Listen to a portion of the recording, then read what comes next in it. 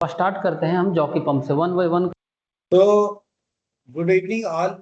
ये एक क्लासेस है इवनिंग जो सर। फायर पंप से रिलेटेड बातें हैं। ठीक है, तो फायर पंप में क्या होता है, कैसे क्या होता है, ये एक वीडियो थोड़ा आपको और रिफ्रेश कर देगा, क्योंकि अभी सर आ रहे हैं, वो क्लास लेंगे, तो एटलीस्ट थोड़ा तो बेटर प्रिपरेशन करके रखो ताकि जवाब दे सके। ठीक है, तो स्टार्ट करते हैं। करके सारा एक्सप्लेन करूंगा। अभी स्टार्ट कर रहा हूं मैं जॉकी पंप से। यहाँ सही नहीं, अच्छा वीडियो। तो अभी मैं आपको जॉकी पंप के बारे में एक्सप्लेन करता हूँ। जॉकी पंप से पहले एक देख लें सक्शन लाइन और डिलीवरी लाइन के बारे में। तो थोड़ा सक्शन लाइन समझ लें कि सक्शन कहाँ से आया है। ये हमारा फायर वाटर टैंक है। फायर वाटर टैंक एक है और दूसरा इस साइड है फायर वाटर टैंक 2। तो ये जो फायर वाटर टैंक 1 है उसमें देखिए फायर वाटर टैंक 1 से हमारा ये सक्शन लाइन कनेक्ट हुआ है। तो एक जैसे ही आया उसके पहले एक बटरफ्लाई लगा है, बटरफ्लाई के बाद एक स्टेनर लगा है। अब ये स्टेनर क्यों लगा है? स्टेनर लगा है कि आपका जो भी पानी से डस्ट कचरा वगैरह है वो इसमें कलेक्ट हो जाएगा। कलेक्ट होकर के आपको इसके अंदर में क्लीन पानी जाएगा। हाँ, तो यहाँ से हमारा जो पानी आया उसके बाद सक्शन हेडर में, जिस तरह से आप यहाँ पे देख रहे हैं लिखा हुआ है सक्शन हेडर, यहाँ से सीधे पानी आ गया सक्शन हेडर में। ये जो लाइन हम लोगों ने ले रखा है ये है 10 इंच का लाइन है। उसके बाद डिलीवरी हेडर है। तो एक ही सक्शन है हमारा बट दो साइड से कनेक्ट है।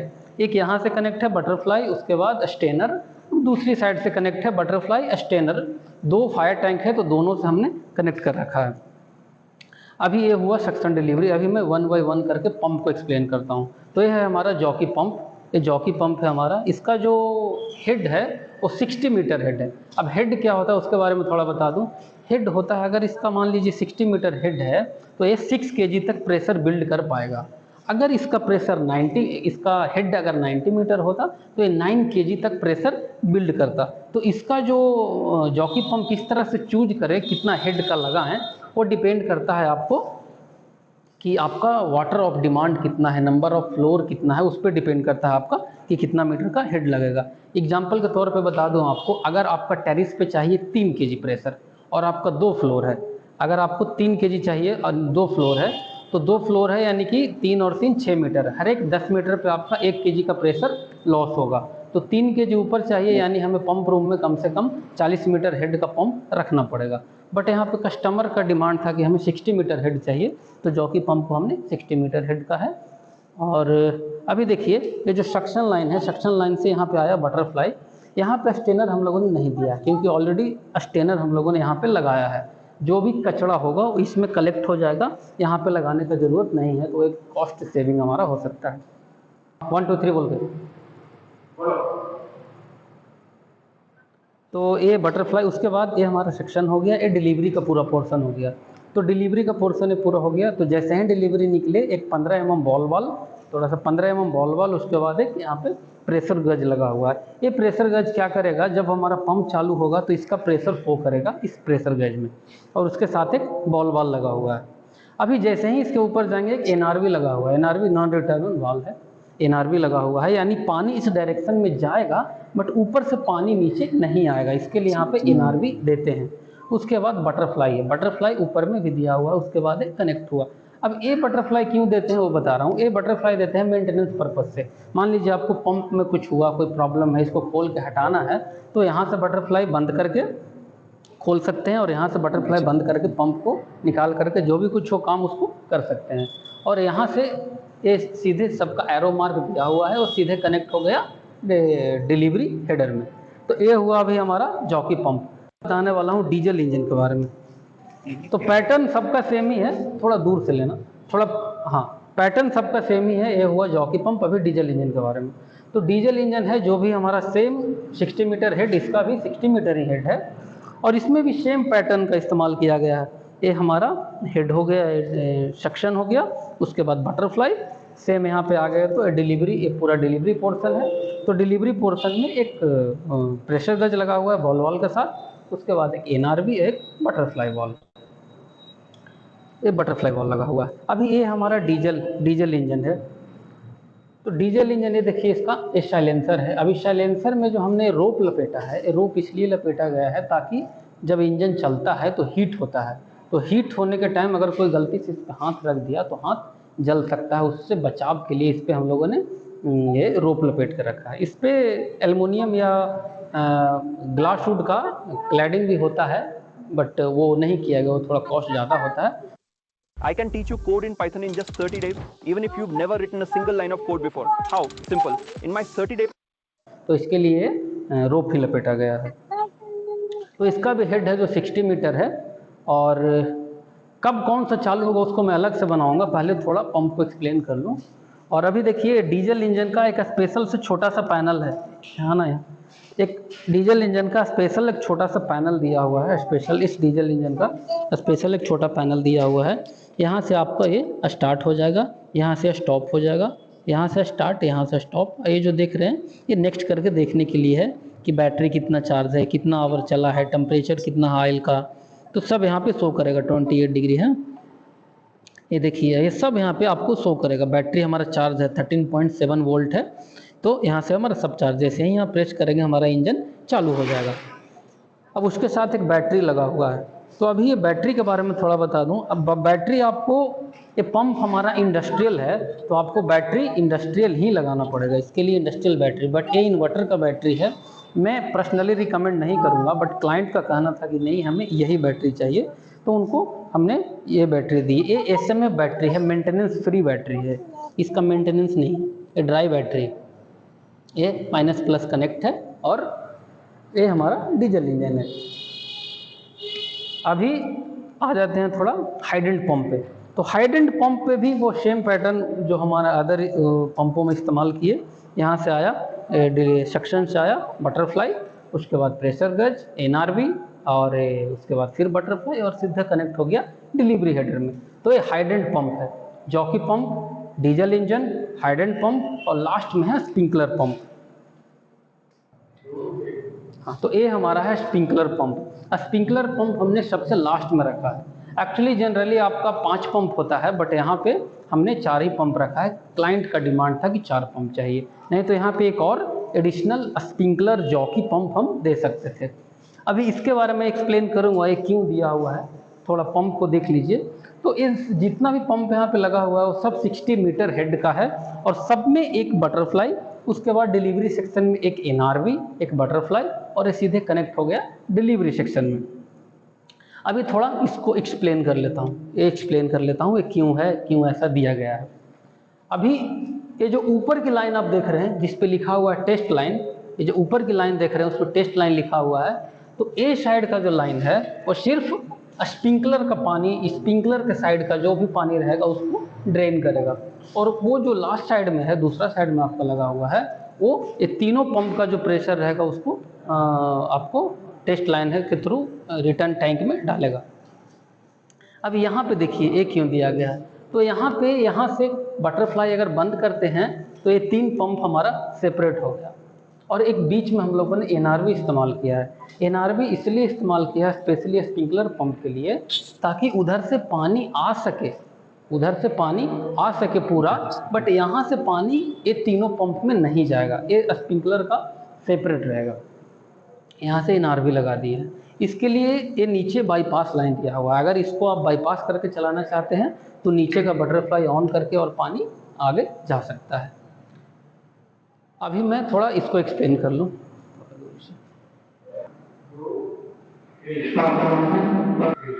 हाँ, तो अभी ये जो लाइन देखने वाले हमारा स्प्रिंकलर का पूरा पोर्शन है, ये जो पूरा आप देख रहे हैं स्प्रिंकलर के लिए स्पेशली है, और ये जो देख रहे हैं आप हाइडेंट का है, ये हाइडेंट का, जैसे कि उस पर लिखा हुआ भी एरो मार्क पे दिया हुआ है, ये हाइडेंट का है और ये स्प्रिंकलर का है। स्प्रिंकलर का है जो स्प्रिंकलर का पंप के साइड से कनेक्ट हुआ है, और हाइडेंट का है जो तीनों पंप का बीचों बीच में कनेक्ट किया गया है।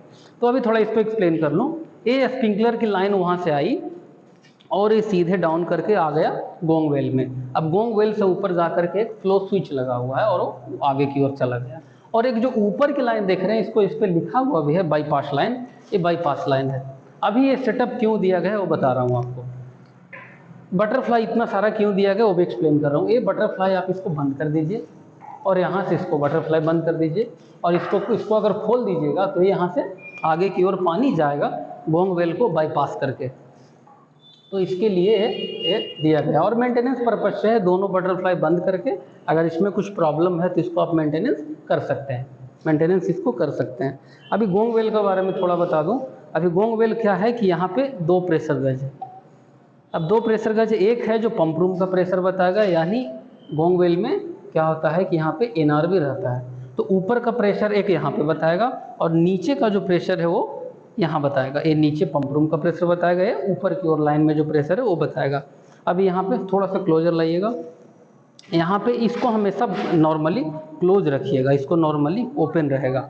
इसका जो बेल है वो हमने ऊपर की ओर लगा रखा है, ऊपर, अभी मैं बाहर में चल के दिखाऊंगा आपको, ऊपर लगा रखा है। ये लाइन जो गई है वो सीधे बेल में कनेक्ट हुई है, और दूसरा लाइन है जो बेल का पानी रिटर्न आया है, यहाँ पे ड्रेन में आकर के पानी गिरा है। अभी बता रहा हूँ कि इसको बेल को ऊपर क्यों लगाए हैं। बेल को ऊपर इसलिए लगाए हैं ताकि ये हमारा पंप रूम बेसमेंट में है, यहाँ अगर बेल बजता भी है तो साउंड बाहर नहीं जा पाएगा, लोगों को नहीं पता चलेगा कि हमारा फायर एक्टिवेट हुआ है। इसके लिए बेल को ऊपर रखा गया है ताकि सभी को सुनाई दे। अभी इसके ऊपर, यहाँ से ऊपर आइए तो फ्लो स्विच है, फ्लो स्विच लिखा हुआ है। फ्लो स्विच का काम क्या है वो बता दे रहा हूँ। फ्लो स्विच का काम है कि पानी में अगर मूवमेंट होता है उसको एक्टिवेट, जैसे ही पानी में फ्लो इधर से जाएगा वो फ्लो स्विच एक्टिवेट होगा। और एक कनेक्ट है हमारा फायर पैनल से, एक कनेक्ट है हमारा फायर पैनल से। तो जैसे ही हमारा प्रेशर ड्रॉप हुआ, पंप चालू हुआ, पानी इस डायरेक्शन से ऊपर की ओर गया तो फ्लो स्विच एक्टिवेट हो जाएगा और हमारा फायर पैनल को पता चल जाएगा कि हमारा फायर एक्टिवेट हुआ है, और उस टाइम पे हूटर का साउंड बजने लगेगा, सबको सचेत कर देगा कि फायर एक्टिवेट हुआ है। अभी थोड़ा मैं एक्सप्लेन कर दूँ वो, नहीं उससे पहले कि एक्सप्लेन कर दूँ, हमारा पंप रूम में लगा हुआ है pressure vessel tank. Pressure vessel tank है जो मेन हेडर है, हमारा जो मेन हेडर है डिलीवरी हेडर, वहाँ से कनेक्ट है प्रेशर वेसल टैंक। इसका काम बस इतना ही है कि जो लाइन में प्रेशर होता है उसको मेंटेन रखना। अगर इसको हम इस्तेमाल नहीं करते हैं, इसका इस्तेमाल नहीं करते हैं तो पंप हमारा झटका मारेगा चालू होने में, चालू बंद हो सकता है। तो ये प्रेशर को मेंटेन रखता है। अभी मैं आपका जो प्रेशर गेज और प्रेशर स्विच का जो सेटिंग है वहाँ पे लाना चाहता हूँ। Do you know that you can build a super successful career as an embedded software engineer or IoT application developer? हाँ, थोड़ा दूर से पूरा कवर। हाँ, अभी मैं इसको एक्सप्लेन कर रहा हूँ। तो ये जो हमारा लाइन है, ये लाइन हमारा आया है स्प्रिंकलर वाला साइड से, ये जो लाइन आया है ये स्प्रिंकलर वाला साइड से आया है, और ये जो हमारा लाइन आया है ये हमारा ये पूरी हाइडेंट वाली साइड से आया है। तो ये यहाँ से होकर के, ये देखिए ये जो लाइन है लास्ट से आया है स्प्रिंकलर वाली साइड से, और ये है जो है हाइडेंट वाले साइड से आया है। अभी ये प्रेशर गेज है जो स्प्रिंकलर साइड का पंप रहेगा उसका प्रेशर शो करेगा, और ये जो हमारा प्रेशर गेज है ये तीनों पंप का प्रेशर शो करेगा। और यहाँ पे 4 प्रेशर स्विच लगा हुआ है। तो जैसे कि इस पे लिखा हुआ है स्प्रिंकलर पंप का, ये स्प्रिंकलर पंप का प्रेशर स्विच है, ये हाइडेंट पंप का प्रेशर स्विच है, ये डीजल इंजन का प्रेशर स्विच है, और ये जॉकी पंप का प्रेशर स्विच है। अभी 1 बाय 1 करके आपको बताता हूँ कौन सा कैसे काम करता है। तो इन केस आपका अगर फायर, कहीं भी फायर एक्टिवेट हुआ, हल्का सा भी प्रेशर ड्रॉप हुआ, तो सबसे पहले आपका जॉकी पंप चालू हो जाएगा। इसको हमने सेटिंग करके रखा है 5 kg पे। जैसे ही 5 kg डाउन आए तो चालू हो जाएगा, और 7 kg जाएगा तो मेंटेन 7 kg के बाद ये बंद हो जाएगा। अगर 5 kg से प्रेशर और नीचे ड्रॉप होते गया और नीचे गिरते गया, उस टाइम पे आपका स्प्रिंकलर पंप चालू हो जाएगा। स्प्रिंकलर को हमने रखा है 4 kg पे, और हाइडेंट को रखा है 3.5 kg पे, और जो डीजल इंजन है इसको हमने 2 kg पे सेट करके रखा है प्रेशर गेज के थ्रू। ये प्रेशर स्विच के थ्रू। अभी प्रेशर स्विच का काम इतना ही है कि पैनल को इंडिकेशन देना है कि हमारा पंप को कब चालू करना है, कब बंद करना है, और यहाँ से इसका सेटिंग होता है। यहाँ से डिफरेंस, यहाँ पे डिफरेंस है, यहाँ पे रेंज दिया हुआ है, तो यहाँ से इसका सेटिंग हुआ। उसके लिए अलग से मैं एक वीडियो बना के डाला हूँ। अभी ये जो आप नीचे देख रहे हैं, एक सब पंप के पास एक कनेक्ट होकर गया है, चारों पंप है, चारों पंप से कनेक्ट होकर गया है।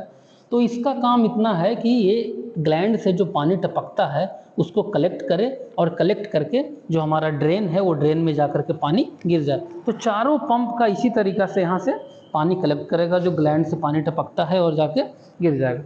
अभी क्या है कि हमारा पॉजिटिव सेक्शन है तो हल्का पानी ग्लैंड से आएगा ही आएगा। कि आप इसको अगर आप ज़्यादा टाइट कर दीजिएगा ग्लैंड को तो ये हार्ड हो जाएगा उस टाइम पे, और गर्म हो जाएगा, सॉफ्ट गर्म होगा। तो इसको हल्का लूज रखिए, हल्का पानी गिरते रहना चाहिए। तो ये रहा हमारा फायर पंप रूम के बारे में। अभी मैं आपको एक्सप्लेन करूं थोड़ा फायर पैनल के बारे में।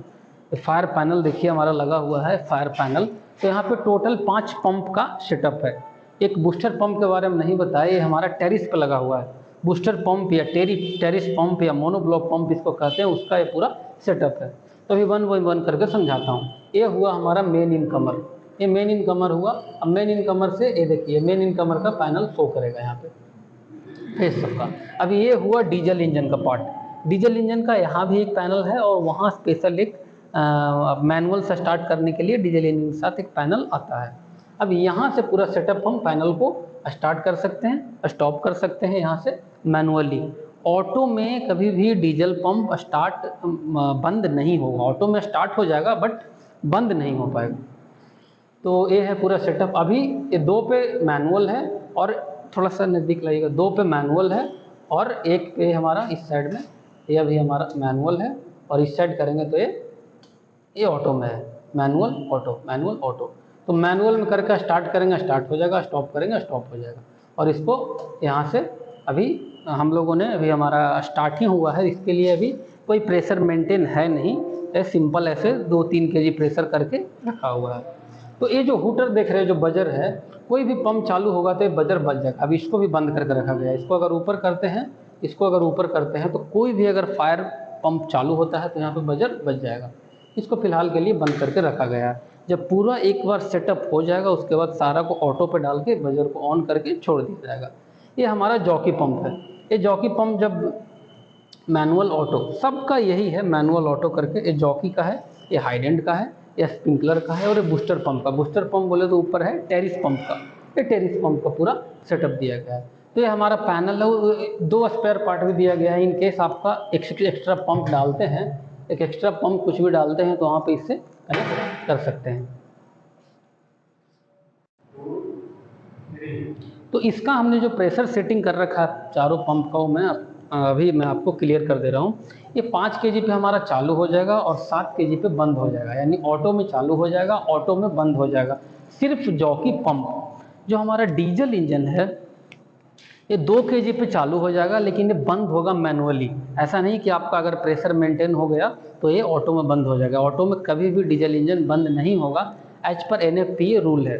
तो इसको मैनुअली आके बंद करना पड़ेगा। और जो हाइडेंट है उसको हमने प्रेशर कर रखा है 3.5 kg। 3.5 kg पे चालू हो जाएगा और मैनुअली बंद होगा, मैनुअली बंद होगा। और स्प्रिंकलर है वो 4 kg पे चालू होगा और मैनुअली उसको भी बंद होगा। तो ये तीनों पंप ऑटो में चालू हो जाएगा, बट आपको बंद करने के लिए पंप रूम में आना पड़ेगा। Most people think success is about hard work or strategy, but in truth, success is emotional, fear. अभी पंप रूम से हमारा 2 लाइन निकला है। एक हमारा स्प्रिंकलर की लाइन निकला है, जैसा कि एरो डायरेक्शन देख रहे हैं, पानी इस तरफ जा रही है। और दूसरा जो हमारा लाइन है वो हाइडेंट का लाइन निकला है। एक स्प्रिंकलर की लाइन निकली पंप रूम से, एक हाइडेंट का लाइन, और ये जा करके पूरा बिल्डिंग में ये इसका रिंग जैसा बिछा है, जाल जैसा। और ये जो देख रहे हैं ये साइलेंसर हमारा है, एग्जॉस्ट बाहर, ताकि पंप रूम में धुआं ना हो जाए, ज़्यादा साउंड भी करेगा, तो इसको एग्जॉस्ट बाहर रखें। एक चीज़ और ध्यान रखिएगा कि पंप रूम में जो साइलेंसर का पाइप आप इस्तेमाल कर रहे हैं बाहर निकालने के लिए एग्जॉस्ट, उसमें सिर्फ 3 ही बैंड का इस्तेमाल करें। 3 ही बैंड हमने इस्तेमाल कर रखा है, चौथा ना करें। उससे क्या होगा, आपका जो धुआं है, जो पंप का जो धुआं है, एग्जॉस्ट है, वो बाहर नहीं निकल पाएगा, वो रह जाएगा सब, और उससे इंजन ज़्यादा हीट होगा। तो 3 ही बैंड का इस्तेमाल करें। हाँ, तो अभी मैं पंप रूम के बाहर में आया हूँ। जैसा कि पहले देख लीजिए हमारा गोंग बेल लगा हुआ है, जो कि बेल हमने पंप रूम के बाहर रखा है, ताकि जब भी पंप हमारा एक्टिवेट हो, चालू हो, तो साउंड बाहर की हो रहा है। अभी आते हैं इस पे, ये जो आप देख रहे हैं 4 वे या 2 वे, तो 4 वे जो है ब्रीच इनलेट, ये पे लिखा हुआ है ब्रीच इनलेट कनेक्शन, एंड जो वाटर फ्लो का डायरेक्शन जाएगा नीचे की ओर। तो यहाँ से जो 4 वे है वो सीधे कनेक्ट है जो हमारा वाटर टैंक है उसमें। यहाँ से क्यों देते हैं उसके बारे में बताता हूँ। इन केस आपका वाटर टैंक का पानी खाली हो गया तो फायर ब्रिगेड का जो व्हीकल आएगा वो आपको यहाँ से कनेक्ट करके आपका टैंक भर सकता है पानी से। और ये 2 वे क्यों देते हैं उसके बारे में बता दें। ये भी इनलेट ही है, और इसका पर्पस ये है कि जब आपका पानी खाली हो जाए पूरा और आपका पंप भी बंद हो जाए, तो यहाँ से कनेक्ट करके सीधे लाइन में पानी दे सकते हैं फायर फाइटिंग के और एक हाइडेंट दिया गया है। तो हाइडेंट दिया गया, हाइडेंट के साथ में ही ये होज बॉक्स, थोड़ा दूर से कवर करिए। तो हाइडेंट के साथ में एक होज बॉक्स दिया गया है। होज बॉक्स में 2 होज पाइप है और एक नोजल है, उसके साथ एक नेक की दिया गया है। तो पूरा सेटअप आपको देखने को मिलेगा। हाँ, तो अभी हमारा 2 लाइन गया है, एक हाइडेंट का गया है और एक स्प्रिंकलर का गया है। तो किस तरह से इसका सपोर्ट दिया गया है वो देखिए। सपोर्ट एकदम प्रॉपर तरीक़ा से दिया गया है, एंगल सपोर्ट इसका नीचे की ओर भी, ताकि इस पे जब डबल पाइप है, पाइप का अलग वेट है, GIC क्लास का पाइप है तो पाइप का वेट होता है। उसके बाद इसमें पानी भरेगा तो उसके उस टाइम पे क्या होगा, बहुत ज़्यादा वेट हो जाएगा। तो अगर ये सपोर्ट ना देंगे तो एक कवरने का चांस है। तो इसके लिए एक एंगल सपोर्ट दिया गया है ताकि हमारा जो पाइप है वो प्रॉपर तरीक़ा से रहे, हिले डुले ना। और जो काम हमारा हुआ देखिए किस तरीक़ा से, स्ट्रेट लाइन आपको दिखेगा, थोड़ा सा भी ऊपर नीचे कहीं भी नहीं दिखेगा, एकदम लेवल पाइप लगा करके हम लोगों ने यहाँ पे काम करवाया। स्ट्रेट लाइन एकदम दिखेगा, ना ऊपर ना नीचे कहीं भी, ना एंगल सपोर्ट का ना आपको पाइप का। तो अभी ये देखिए पूरा एक सेटअप है होज बॉक्स का और हाइडेंट का। और जो एक हाइडेंट से दूसरा हाइडेंट का डिस्टेंस रखे वो 30 मीटर रखें। 30 मीटर इसलिए रखें ताकि इसके अंदर होज पाइप रखा हुआ है 15 मीटर का। तो एक है जो 15 मीटर कवर करेगा, दूसरा है जो 15 मीटर कवर करेगा। इसके अंदर एक नोजल भी रखा गया है। ये डबल होज बॉक्स है तो डबल होज पाइप रहेगा और एक नोजल रहेगा, मेल फीमेल कपलिंग के साथ में। तो एज होज बॉक्स यहाँ है और दूसरा होज बॉक्स दिखाना थोड़ा उधर। हाँ, ये दूसरा होज बॉक्स 30 मीटर पे है, इस साइड ये तीसरा वाला। तो जो भी होज बॉक्स लगा है वो 30-30 मीटर के गैप पे लगाया गया है। अभी हम लोगों ने ये जो पाइप हमारा बिल्डिंग के अंदर गया है तो उसको सपोर्ट के लिए, इसमें गाड़ी टक्कर ना हो, क्योंकि ये गाड़ी का मूवमेंट एरिया है तो गाड़ी टक्कर ना हो, उसके लिए इस तरह से इसको सपोर्ट दिया गया है ताकि इसको कोई डैमेज ना करे, कोई गाड़ी या व्हीकल आके इसको ठोक ना दे। अभी इधर से भी हमारा रोड क्रॉसिंग है, ये रोड को इधर से भी हमारा एक हाइडेंट का आगे गया है और एक स्प्रिंकलर वाली लाइन बिल्डिंग के अंदर गया है। इस तरह से यहाँ से देख लीजिए किस तरह से स्ट्रेट लाइन आपको दिख रहा होगा और सब पे यू क्लैंप एंड सपोर्ट दिख रहा होगा आपको। तो मैं अभी आया हूँ आपको स्प्रिंकलर का लाइन दिखाने के लिए कि किस तरह से हमारा जो स्प्रिंकलर का लाइन है वो फुल स्ट्रेट है, स्प्रिंकलर टू स्प्रिंकलर। यहाँ से देख लीजिए जितना भी स्प्रिंकलर है एक डायरेक्शन में है, जितना भी टाई रॉड है सब एक डायरेक्शन में है। तो हमारा जो क्वालिटी ऑफ वर्क हुआ है वो बहुत ही यहाँ पे अच्छा हुआ है। और हमारा जो हेडर है, हेडर को हमने टाई रॉड और यू क्लैंप का सपोर्ट देने के अलावा हम लोगों ने सपोर्ट दे रखा है एक एंगल का सपोर्ट दे रखा है। हर एक 3 मीटर पे एंगल का सपोर्ट दिया हुआ है। तो ये देख लीजिए किस तरह से स्ट्रेट लाइन है सब। एक भी जो हमारा मार्किंग किया गया है, व्हेन हम लोग ड्रिलिंग करते हैं उस टाइम पे जब मार्किंग होता है तो मार्किंग के लिए आपको लेज़र लाइट का इस्तेमाल किया गया है ताकि आगे पीछे ना हो, इसके लिए स्ट्रेट लाइन हुआ है। उसके बाद मैं आपको एक और दिखा रहा हूँ, hose box, hydrant wall and hose reel. Hose reel का कनेक्शन होता है जो हाइडेंट वॉल से ही होज रील का कनेक्शन होता है। तो यहाँ पे देखिए होज रील कनेक्शन है 30 मीटर का। ये जो होज रील ड्रम है वो 30 मीटर का होज रील ड्रम है और ये हाइडेंट वॉल से निकला है और जस्ट यहाँ पे एक बॉल वाल लगा हुआ है। और जो हमारा होज रील है उसके फ्रंट में भी ये बॉल वाल लगा हुआ है। देखिए ये न्यूएज का है। और होज बॉक्स से सेम पैटर्न है, डबल होज बॉक्स है, डबल होज पाइप है, एक नोजल इसके अंदर रखा हुआ है और ये हमारा यहाँ से हाइडेंट की राइजर आया है। चैट जीपीटी सीखना है, आ जाओ सिखा दूंगा। प्रेजेंटेशन 2 मिनट में बनाना है, आ जाओ। तो ये सारी चीज़ें कॉमन ही होता है फायर फाइटिंग में, बट जो क्वालिटी ऑफ वर्क है, जो स्ट्रेटनेस देखना पड़ता है कि हमारा स्प्रिंकलर टू स्प्रिंकलर कहीं ऐसा ना हो कि एक ब्रांच में स्प्रिंकलर यहाँ पे हो, दूसरा ब्रांच में वहाँ पे हो, उस टाइम पे प्रॉब्लम होता है। तो उसका खास ध्यान रखा गया है। तो ये सेटअप दिखा रहा हूँ आपको स्प्रिंकलर का, सेटअप स्प्रिंकलर का है। स्प्रिंकलर का राइजर से कनेक्ट होकर के स्प्रिंकलर हेडर आया। उसके बाद एक बटरफ्लाई लगा हुआ है, बटरफ्लाई के बाद फ्लो स्विच है, फ्लो स्विच के बाद प्रेशर गज लगा हुआ है, यानी लाइन में कितना प्रेशर है वहाँ पे शो करेगा। उसके जस्ट बाजू में देख रहे होंगे लिखा होगा स्प्रिंकलर ड्रेन। तो ये जो 2 इंच का पाइप है बटरफ्लाई के पास में साथ में, तो ये इसलिए ड्रेन देते हैं ताकि एक स्प्रिंकलर कहीं फूटे या कुछ चेंज करना हो स्प्रिंकलर या कहीं कुछ फूट जाए, तो उस टाइम पे क्या करना है, पानी को यहाँ से ड्रेन करके वो मेन बटरफ्लाई बंद करके और स्प्रिंकलर को ड्रेन खोल के स्प्रिंकलर को आप चेंज कर सकते हैं। यहाँ पे भी वही सेम सेटअप आ गया है ये हाइडेंट का। तो ये जो आप देख रहे हैं सीधे हाइडेंट वाला राइजर से कनेक्ट है, ये हाइडेंट का राइजर से सीधे कनेक्ट है होज रील, और सीधे होज रील यहाँ पे होज बॉक्स, यहाँ पे MCP लगा हुआ है। हमने ABC टाइप का फायर सिलेंडर, प्लस में यहाँ पे हमारा इमरजेंसी फायर एग्जिट है, इमरजेंसी एग्जिट है, उसके लिए अंदर में मेटल बॉक्स है, उसके अंदर की रखा हुआ है हैमर के साथ में। ऊपर में यहाँ पे हूटर लगा हुआ है। तो यहाँ पे जो हमारा काम हुआ है फायर फाइटिंग का, फायर अलार्म का, PA सिस्टम का और कैमरा का, एक पूरा काम हम लोगों ने ही किया है। यहाँ पे हमारी ही जो कंपनी करती है वो हम लोगों ने ही किया है इसका। तो आई थिंक आपको इस वीडियो में समझ में आ गया होगा किस तरह से,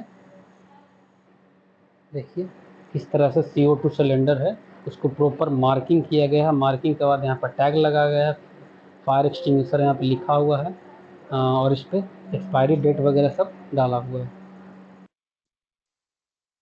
हाँ जी, जी सर। कुछ समझ में आया? देख लिए जी सर, पिक्चर, आया। कंप्लीट पिक्चर जी। देख लिए कि कैसा होता है। 3 सेक्शन होता है, एक स्पेकुलर का होता है, एक प्रेशर मेंटेन करने के लिए होता है, जनरेटर का अलग होता है, हाइड्रेंट का अलग होता है। जी जी जी। उसके बाद सिर्फ एक जॉकी पंप ही सिर्फ एक जॉकी पंप ही ऐसा होता है, ऑटो में स्टार्ट होता है, ऑटो में बंद हो जाता है, बाकी हाँ। सब ऑटो में स्टार्ट होता है, मैनुअली बंद करने होते हैं वो। हाँ, जॉकी को प्रेशर मेंटेन करने के लिए यूज करते हैं, इसलिए वो ऑटो जी, स्टार्ट जी। होता है, ऑटो बंद होता है। ऑटो बाकी जो है, अगर प्रेशर 5, सपोज आपने जॉकी को दिया कि अगर 5 हो जाता है तो आप स्टार्ट हो जाओ, 7 को मेंटेन करना है।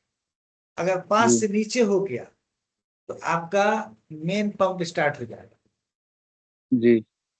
और अगर 2 पे आ गया तो जनरेटर उससे स्टार्ट हो जाएगा। डीजी स्टार्ट हो जाएगा। डीजी स्टार्ट का मतलब प्रेशर ज्यादा है, तो जहां प्रेशर ज्यादा ज्यादा है। नीड होगी वहां पर प्रेशर डीजी प्रोवाइड कर। जी जी। यह है इसका मेन एक्चुअली पर्पस, उसका उसका पर्पस जो है मेन यही है कि आपको ये बताना कि ये लाइन कैसे आ रही है, कहाँ जा रही है, तो प्रेशर गैस का काम क्या है, कहाँ से वो बटरफ्लाई का काम क्या है। देखा आपने हर जगह, भाई इसको ड्रेन करना तो यहाँ से बंद करेंगे तो पानी फैलेगा नहीं, वो फिर ड्रेन वाटर में से उसी पाइप में वापस चला जाएगा पानी। ऐसे ही लोगों ने सिस्टम कर रखा है कि अगर कहीं पे लीकेज होता है, आप किसी को ड्रेन करना चाहते हैं यानी पानी निकालना चाहते हैं, तो आप उस पर डायरेक्ट भेज सकते हैं। ठीक है, तो ये था आपका एक प्रोग्राम जिसमें बताया गया। एक और है इसी में, एक और है,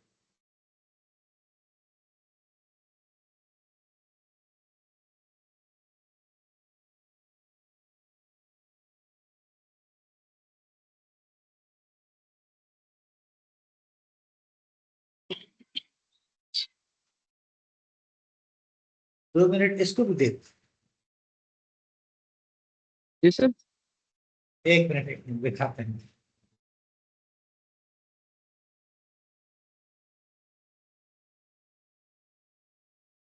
एक बार एक और चलाते हैं। तो रीजन क्या है, ये तुम्हारे जितने तुम पढ़े हो ना उससे रिलेटेड है सर।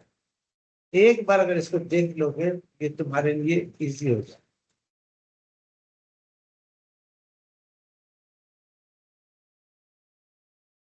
सर आवाज नहीं आ रही है, आवाज नहीं आ रही है सर।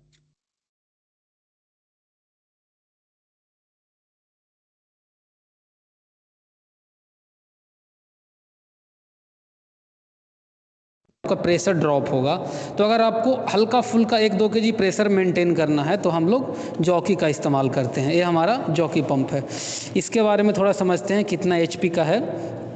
ये हमारा 20 HP का जॉकी पंप है। यहाँ पे लिखा हुआ रहता है, ये देखिए, ये हमारा HP का जॉकी पंप है और इसका कैपेसिटी जो है 180 LPM है। 180 LPM मतलब ये 1 मिनट में 180 लीटर पर मिनट पानी देगा। और ये इसका ये जॉकी पंप का सक्शन हो गया, ये जॉकी पंप का डिलीवरी हो गया। ये इसका जो हेड है वो 88 मीटर है। इसका जो हेड है वो 88 मीटर इसका हेड है। अभी हम लोग बात करते हैं इसमें क्या क्या इक्विपमेंट लगा हुआ है 1 बाय 1 करके। तो पहला देख लेते हैं सक्शन से। ये देखिए हमारा सक्शन लाइन है, ये देखिए लिखा हुआ है जॉकी पंप का ये सक्शन लाइन है। तो जॉकी पंप का सक्शन लाइन में हमारा एक लगा हुआ है गेट वॉल। यहाँ पे गेट वॉल लगा हुआ, आप बटरफ्लाई भी यूज कर सकते हैं। ये गेट वॉल बटरफ्लाई यहाँ पे आप यूज कर सकते हैं, गेट वॉल लगा हुआ है। ये जो नीचे जब आते हैं तो ये हमारा हो गया डिलीवरी हेड। तो डिलीवरी में आपका लगा हुआ है एक बेलो। अब बेलो हम लोग क्यों देते हैं, ताकि आपका मान लीजिए अगर लाइन में कहीं भी थोड़ा बबल होता है तो आपको बबल को या वाइब्रेशन को या पानी का लेमिनार फ्लो को कंट्रोल करने के लिए हम लोग बेलो का इस्तेमाल करते हैं। जस्ट इसके ऊपर एक दिया हुआ है प्रेशर गेज। हमें स्पेशली अगर इस पंप के बारे में जानना है कि इसका कितना प्रेशर है जब चालू होता है तब हम लोग यहाँ पे प्रेशर गेज में देखते हैं। उसके ऊपर हमारा एक NRV लगा हुआ है। NRV का मतलब होता है नॉन रिटर्न वॉल। ये देखिए हमारा एक NRV लगा हुआ है और उसके ऊपर फिर एक 3 इंची का हमारा बटरफ्लाई वॉल लगा हुआ है। देखिए बटरफ्लाई वॉल लगा हुआ है। इसी तरीक़ा से कॉमन हमारा तीनों पंप में है। चलिए अभी थोड़ा मेन पंप के बारे में समझते हैं। ये हमारा मेन पंप है, मेन इलेक्ट्रिक पंप या मेन इलेक्ट्रिक ड्रिवन पंप भी इसे कहते हैं। तो ये हमारा है 150 HP का, 150 HP का है। इसका जो हेड है वो 88 मीटर है और इसका जो कैपेसिटी है वो 4550 LPM का हमारा है पंप है। ये हमारा 4550 LPM का है पंप है।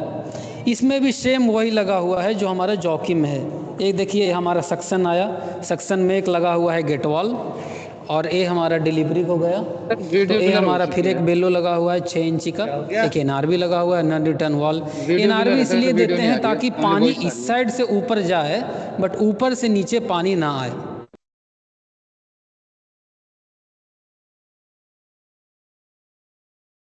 समझते हैं थोड़ा DG के बारे में। नॉर्मली DG क्या होता है, तो मान लीजिए आपका अगर प्लांट में आग लगता है और दोनों पूरा प्लांट में अगर इलेक्ट्रिक फेलियर हो जाता है, इलेक्ट्रिक नहीं है, तब आपका दोनों पंप नहीं चलेगा, ना आपका मेन पंप चलेगा ना जॉकी पंप चलेगा। उस टाइम काम हमारा आता है DG पंप। ये हमारा DG पंप है, उस टाइम काम आता है DG पंप का। 150 HP का है। इसका जो हेड है वो 88 मीटर है और इसका जो कैपेसिटी है वो 4550 LPM का हमारा है पंप है। ये हमारा 4550 LPM का है पंप है। इसमें भी सेम वही लगा हुआ है जो हमारा जॉकी में है। एक देखिए ये हमारा सक्शन आया, सक्शन में एक लगा हुआ है गेट वॉल और ये हमारा डिलीवरी हो गया। तो ये हमारा फिर एक बेलो लगा हुआ है 6 इंची का, एक NRV लगा हुआ है नॉन रिटर्न वॉल। NRV इसलिए देते हैं ताकि पानी इस साइड से ऊपर जाए बट ऊपर से नीचे पानी ना आए, इसलिए हम लोग यहाँ पे NRV का इस्तेमाल करते हैं। और यहाँ पे एक फिर बटरफ्लाई लगा हुआ है। अभी समझते हैं थोड़ा DG के बारे में। नॉर्मली DG क्या होता है, तो मान लीजिए आपका अगर प्लांट में आग लगता है और दोनों पूरा प्लांट में अगर इलेक्ट्रिक फेलियर हो जाता है, इलेक्ट्रिक नहीं है, तब आपका दोनों पंप नहीं चलेगा, ना आपका मेन पंप चलेगा ना जॉकी पंप चलेगा। उस टाइम काम हमारा आता है DG पंप। ये हमारा DG पंप है, उस टाइम काम आता है DG पंप। ये हमारा DG पंप 112 HP का है और इसका जो कैपेसिटी है वो भी 4550 LPM है।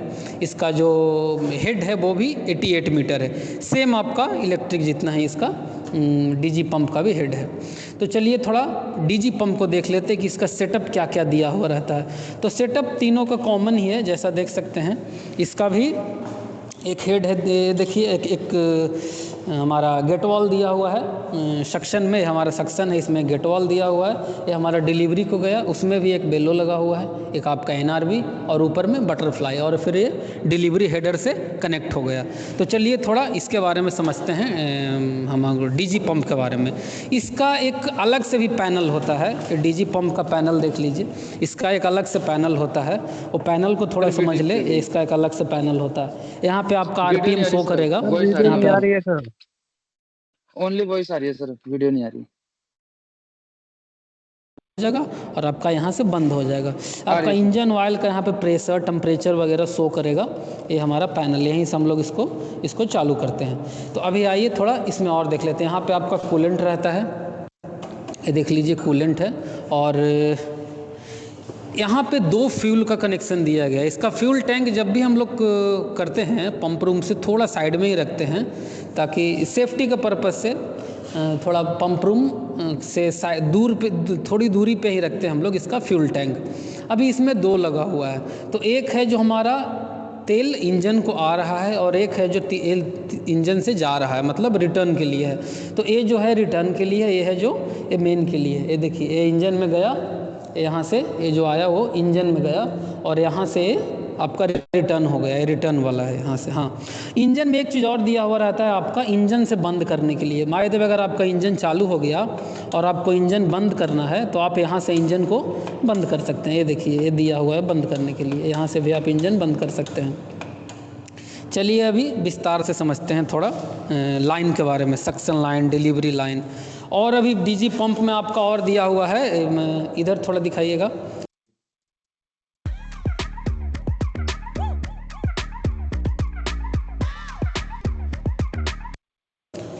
आपका डीजी पंप में दिया हुआ है बैटरी। ये देखिए बैटरी लगा हुआ है।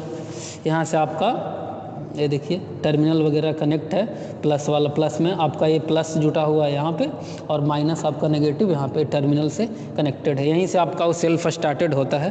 ये इसका रहा साइलेंसर। इसका एग्जॉस्ट हमेशा बाहर की ओर ही रखते हैं, एग्जॉस्ट इसका बाहर निकला।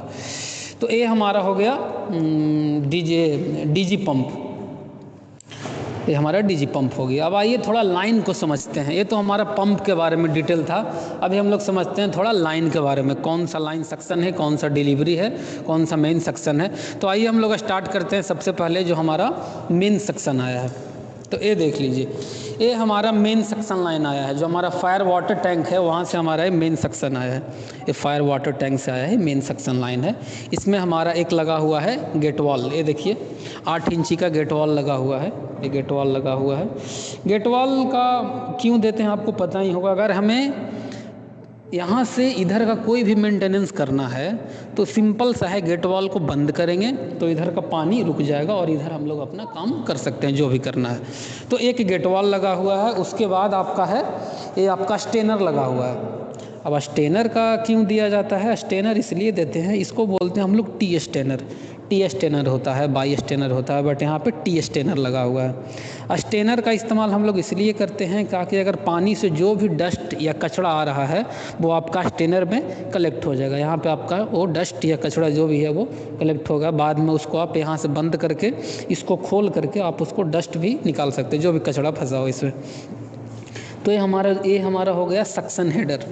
ये देखिए ये सक्शन लाइन आया, ये हमारा पूरा सक्शन हेडर है। जैसा कि यहाँ पे लिखा हुआ है, एक बार देख लीजिए, ये हमारा सक्शन हेडर यहाँ पे पेंट किए लिखा हुआ है। हमारा सक्शन हेडर है 250 mm का, यानी ये 10 इंची का लाइन है। ये हमारा सक्शन हेडर हो गया।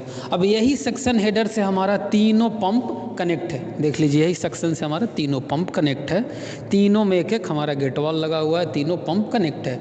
और जो आप ऊपर देख रहे हैं इसको बोलते हैं डिलीवरी हेडर। जैसा कि यहाँ पे लिखा हुआ है ये डिलीवरी हेडर है हमारा। इसी से हमारा स्प्रिंकलर और हाइड्रेंट दोनों का डिलीवरी कनेक्ट है। और इसके ऊपर हम लोग एक दिए हैं प्रेशर गज। इसका प्रेशर चेक करने के लिए, एक डिलीवरी का कितना प्रेशर है उसके लिए हम लोग ऊपर में एक प्रेशर गज दिए हैं। अभी यहाँ से देखिए कौन कौन सा लाइन निकला है। यहाँ से आपका निकला है, देख लीजिए यहाँ पे एक स्प्रिंकलर निकला है और एक आपका हाइड्रेंट के लिए निकला है। एक स्प्रिंकलर के लिए, एक हाइड्रेंट के लिए, दोनों के लिए 8-8 इंच का लाइन निकला है। और जो तीसरा आप देख रहे हो वो हमारा टेस्ट लाइन है। ये टेस्ट लाइन रिटर्न गया है आपका फायर का जो वाटर टैंक है उसमें। अब टेस्ट लाइन क्यों देते हैं इसके बारे में थोड़ा समझ लेते हैं। मान लीजिए कि आपका अगर हमको टेस्ट करना है, पंप को चालू करके अभी टेस्ट करना है, हमारा लाइन फुल प्रेशराइज्ड है, तो आपको क्या करना है, स्प्रिंकलर और हाइड्रेंट दोनों का जो मेन वॉल है, ये हमारा मेन वॉल हुआ स्प्रिंकलर का और ये मेन वॉल हुआ हाइड्रेंट का, ये दोनों को बंद करके और हम पंप को चालू कर सकते हैं। जब पंप को चालू करेंगे तो जो पानी रहेगा, जो हमारा पंप पानी देगा वो तो फिर टेस्ट लाइन के द्वारा फायर वाटर टैंक में रिटर्न चला जाएगा हमारा। इसलिए हम लोग ये टेस्ट लाइन देते हैं। अभी देखिए इसका वॉल टूट गया था। जी जी जी, वो अब आ गए हैं। नमस्कार सर। मैंने इन लोगों को थोड़ा सा वीडियो दिखा दिया है। आप अनम्यूट कीजिए। अभिषेक अनम्यूट कीजिए। सॉरी कह रहा मैंने इन लोगों को जी सर। वीडियो दिखा दिया है। ये भी सर आ रहे हैं, सवाल जवाब करेंगे, एटलीस्ट तुम तैयार हो जाओ, ठीक जी है? सर। तो इसीलिए तैयार हो गए। ये आप लोग सब लोग अपना कैमरा ऑन कर लो।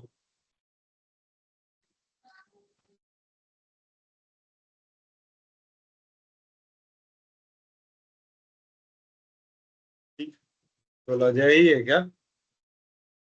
जी सर। अच्छा ठीक है, स्टार्ट करें वाली सर फिर, और कोई हाँ है? करिए ना, करिए ना। अजय ये बताओ मुझे, फायर किसे कहते हैं?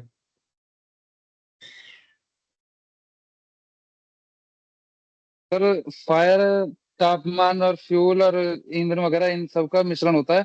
इसे लगने के लिए ऑक्सीजन, फ्यूल और हीट की जरूरत होती है। इन तीनों के मिश्रण से जो पैदा होती है उसे फायर कहते हैं। इन तीनों तीन के चीजों के मिश्रण मिश्रण से। से। जी। ठीक है। आग लगने के लिए तीनों चीज जरूरी है। इनमें से एक भी चीज कम होगी तो सर फायर नहीं हो पाएगी, लग पाएगी। ये तीनों चीजें यहाँ पे मौजूद है जहाँ पे आप हो, जी। फिर क्यों नहीं लग रही है? एक मिनट में लैपटॉप से ज्वाइन कर रहा हूँ। ठीक।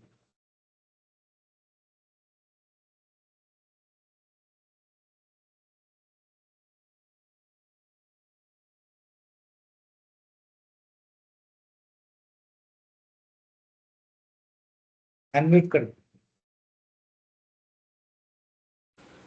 अभिषेक। हाँ मैं जहाँ बैठा हूँ या आप जहाँ बैठे हो, वहाँ तीनों चीज मौजूद है।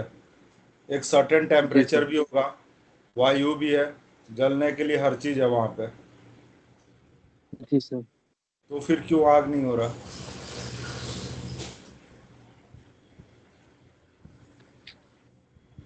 आपकी सर मैं सर बताऊं? जहाँ हीट, ये जहाँ बता। तापमान वगैरह ज्यादा होगा सर उधर की साइड। सर एक तो स्पार्क होना जरूरी है, कि स्पार्क होगा या कोई इग्निशन सोर्स होगी तो आग लगेगा, और एक जो कंबस्टेबल सब्सटेंस है उसका टेम्परेचर भी हाई होना चाहिए तो फिर वो जलना चालू होता है। तो इग्निशन सोर्स का मेन पर्पस यही रहता है कि वो कंबस्टेबल सब्सटेंस का टेम्परेचर उतना बढ़ा देता है, एंड फिर वो बढ़ा के ऑक्सीडाइज होके वो फिर फायर स्टार्ट होती है उसके बाद। कंबस्टेबल सब्सटेंस कुछ भी हो सकता है, वुड हो सकता है, फ्यूल हो सकता है, ऑयल हो सकता है। हाँ, बेसिकली इसमें जो इम्पोर्टेंट रोल प्ले करता है वो टेम्परेचर प्ले करेगा। टेम्परेचर। इग्निशन का जरूरत नहीं है, हर केस में इग्निशन का जरूरत नहीं होता है।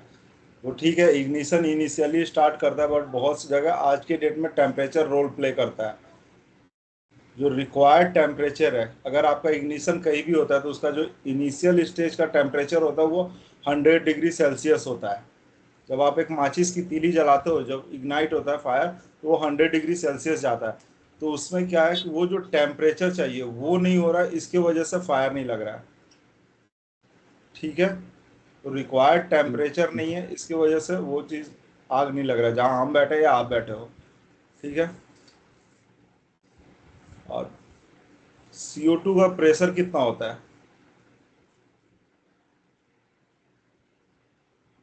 फायर एक्सटिंग्विशर में CO2 का प्रेशर क्या? हाँ जी सर। 250 पैस्कल उसका प्रेशर। बार। हाँ हाँ हाँ। बार बार। पैस्कल और बार में क्या फर्क होगा सर? पैस्कल भी तो प्रेशर के लिए यूज करते हैं ना। पास्कल और बार में ये है शायद, अब मुझे इतना एग्जैक्ट याद नहीं है, लेकिन बार शायद हम जिस चीज़ में इसको मेजर करते हैं वो बार में होता है। पास्कल भी वो एयर का प्रेशर नापते हैं, PSI। हम्म। हाँ हाँ। और ये जो होता है ये अलग है। अच्छा ओके सर। अजय, जी उस दिन सर। तो ये नोट कर रहा था, फिर क्या हो गया? जी सर। उस दिन नोट कर रहे थे ना आप? लिखा जी है जी ना, लिखा हुआ है सर। याद रखा कर, 250। हाँ जी। लास्ट अमेंडमेंट जी सर। NBC 2016 में कब हुआ था? पहले नाम बताइए, किसके लिए पूछो? कोई भी अजय। बता दे सर, कोई भी बता दे, जो इच्छुक है वो बता सकता है। अब मुझे इस पे नाम तो सबका दिख नहीं रहा, 3 लड़के दिख रहे हैं मुझे, अमन, हाँ अजय और इजाज। हाँ यही 3 है। सब भाग लिए एग्जाम के नाम आते ही सब भाग लिए। नहीं वो मुझे सर मैंने बताया ना, मुझे जाना था कुछ सर डॉक्यूमेंट्स प्रिपेयर करवाने। कोई सर नहीं। क्वेश्चन रिपीट अगेन करेंगे? लास्ट अमेंडमेंट एनबीसी 2016 में कब हुआ था? अक्टूबर में सर। अक्टूबर कब?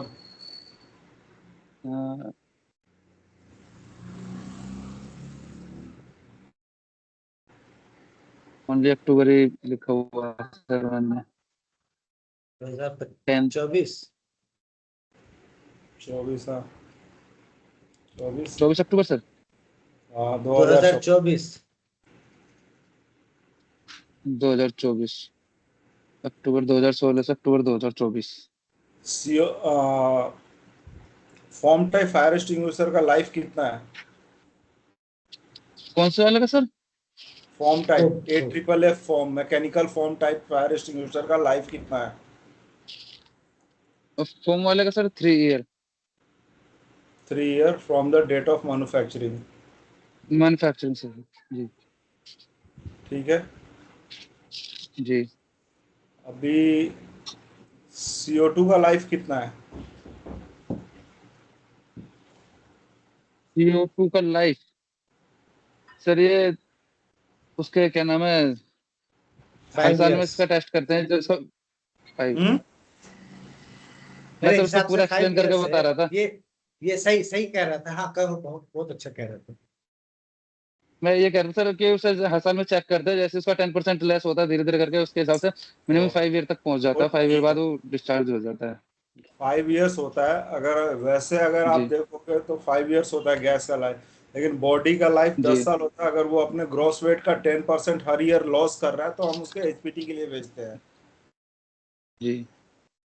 अपने कहने का मतलब सर का ये था कि 10 ईयर तक वो रहता है उसकी लाइफ। 10 लेकिन अगर उसका वेट 10% 10 ईयर लॉस हो रहा है 10 ईयर सर जी उसके बॉडी का लाइफ रहता है, बॉडी का। हाँ, और उसका गैस का लाइफ 5 इयर्स होता है। कंफ्यूज मत होना। गैस का लाइफ 5 ईयर होता है अकॉर्डिंग टू NBC। बॉडी का लाइफ 10 इयर्स होता है from the date of manufacturing. अगर वो अपने वेट का ग्रॉस वेट का 10% से ज्यादा लॉस कर रहा है हर साल तो आप उसको HPT के लिए भेजोगे।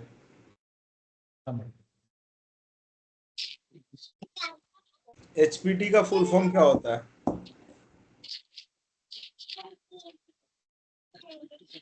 Hydro pressure test. Very good. What is the length of hose pipe? 15 meters। Very good. Hose reel का? 30 meters। 60 मीटर। ओके। हुजरील का कितना बताया अजय? 30 metre sir. 30 बताया सर। ओके। एक FSC में क्या क्या होता है?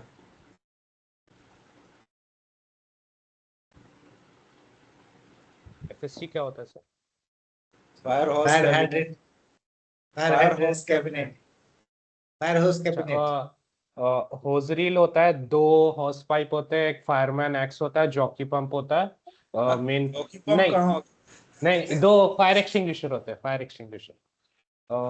ये होता है। हुजरील में वो कैबिनेट के अंदर क्या होता है वो पूछ रहे। कैबिनेट में अच्छा, 2 हुजरील, एक नोजल, एक एक्स एक एक्स और और कैबिनेट के बाहर है? 2 फायर बाहर एक्सटिंग्विशर। जो आप बता रहे हो वो सही है। जो आप बता रहे हो एक तो होता है देखो जो FSC बाहर लगा होता है। जो FSC जिसको पर्टिकुलर कहते हैं फायर हाउस कैबिनेट, जो बाहर होता है एक्सटर्नल कहते हैं हम उसको। ठीक है, तो उसमें होता है केवल 2 हॉर्स पाइप, एक शॉर्ट ब्रांच, एक फायरमैन एक्स। ये 3 चीज होता है। शॉर्ट एक ब्रांच क्या होता है? Short nozzle. ब्रांच क्या? नोजल। शॉर्ट ब्रांच जो नोजल होता है जो आगे पकड़ के आप फायर फाइटिंग करते हो। ठीक है। और एक FSC होता है जो बिल्डिंग के अंदर होता है, इंटरनल। उसको FEA भी कहते हैं, फायर हाउस असेंबली। उसके अंदर 2 फायर एक्सटिंग्विशर होगा, एक CO2, एक पाउडर टाइप, 2 हॉर्स पाइप, एक hose reel, landing valve, pressure gauge, fireman axe. भाई कई सारी चीज होती हाँ जो अक्सर शाफ्ट वगैरह दिए जाते हैं, जो फायर हेड, जो हम लोग बोलते हैं फायर हेडेड शाफ्ट। हाँ जी सर। और सर अगर कोई नॉर्मल आदमी फायरमैन एक्स यूज कर सकता है क्या, कि उसके लिए उसको छूना इलीगल होता है, क्योंकि वो तो किसी फायर भी फाइटिंग के लिए होता लेमैन है। के लिए कोई सा भी फायर इक्विपमेंट छूना इलीगल होता है। अगर आप ट्रेंड नहीं है, you are not competent, you don't have a confidence, तो आप उसे टच नहीं करोगे। फायरमैन एक्स का यूज क्या होता है? सर मोस्टली व्हाट इज तो द जो use of fireman x? Blockages हो जाते हैं, जैसे अगर डोर हो गया तो डोर खोलने के लिए तो हैंडल गर्म हो जाएगा, तो उसको खोल नहीं सकते फायर की वजह से, तो फायरमैन एक्स यूज करके उसको खोल सकते हैं। एंड फायरमैन एक्स से हैंडल कैसे खोलेंगे? सर वो उसका जो हिंज रहता है, हिंज में उसको मेरे याद में उसको दबा के फिर उसको ऐसे एक फलक्रम की तरह यूज करके डोर का हिंजेस तोड़ते हैं, शायद मेरे को कंफर्म नहीं है। अजय, आप बताओ। अजय तो अभी कर रहा है ना फायरमैन। सर इसका जी करेगा। सर इसका फायर एक्स का काम क्या है, बताइए, फायर एक्स क्या फायर करता है? एक्स देखा है आप लोगों ने? हाँ सर। नहीं सर, मैंने नहीं देखा सर। नहीं देखे? अभी दिखाते हैं, जब तक फायर एक्स के बारे में बता दो। फायर एक्स मतलब होता है कुल्हाड़ी, ठीक है? जी सिंपल समझो, फायर एक्स मतलब जो फायर के समय हम यूज करते हैं, उसका मेन पर्पस है इन केस ऑफ इमरजेंसी आप ग्लास ब्रेक कर सकते हो, डोर ब्रेक कर सकते हो, ठीक है? इन केस ऑफ इमरजेंसी आप वायर कट कर सकते हो उससे। वो 11,000 वोल्ट पे टेस्टेड होता है, 11,000 वोल्ट पे। यही है ना फायर एक्स? हाँ जी। जी। एक तरह का कुल्हाड़ी होता है जो कुल्हाड़ी ये होता है आप 11,000 सर वोल्ट पे जो दिख रहा टेस्टेड है, होता है। ये अभी ये सब जो है ये लकड़ी का है हैंडल। बट जो अभी आता है छोटा पोर्टेबल, इतना छोटा, ये जो होता है ये 11,000 वोल्ट पे टेस्टेड होता है। ये ये जो शार्पेज होता है पीछे कोना, ये ग्लास ब्रेक करने के लिए होता है, डोर ब्रेक करने के लिए। ये आगे जो एज होता है ये आप केबल कट कर सकते हो इससे, कोई शॉक नहीं लगता आपको। तो fire x is very important, बहुत इंपॉर्टेंट है ये।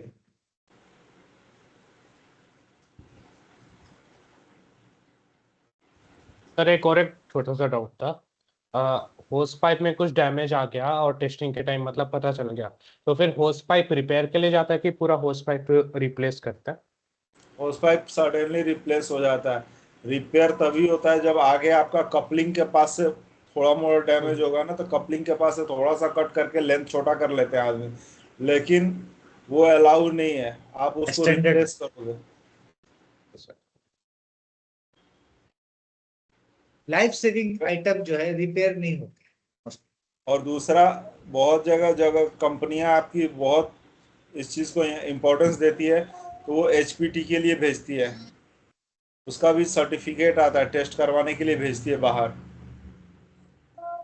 इसको और आप फायर होस, फायर होस को, हाँ, हाँ जी फायर होस का उसको एसपीटी टेस्टिंग होता है। होस की बात हो रही है, हाँ, अजय को फायर समझा रहा फोर्स एचपीटी के लिए जाता है बाहर। सर पंप रूम में, पंप रूम कल मैंने सबको बताया था, उसमें प्रेशर स्विच का क्या काम होता है? What is the use sir of pressure switch? Sir pressure switch, gauge पे एक बार प्रेशर कम हो जाता है तो प्रेशर स्विच उसको ऑटोमेटिकली आईआरवी को शायद सिग्नल दे देता है कि इसमें प्रेशर कम हो गया, और फिर जॉकी पंप चालू हो जाता है वाटर फिल करना। प्रेशर स्विच था। मेनली आपका आईसीवी प्रेशर क्या है? डिफरेंशियल, हाँ, प्रेशर प्रेशर डिफरेंशियल डिफरेंशियल में। को प्रेशर मॉनिटर करता है और आपका कमांड देता है। एनओसी कमांड दे देता है सर, वो एनओएनसी चालू चालू हो जाता कमांड है फिर देता है और एनओसी। आपका पंप स्टार्ट होता है। जी पीआरवी क्या होता है? जी sir. ERV. PRV, E R जी पीआरवी, वी फॉर वैल्यू।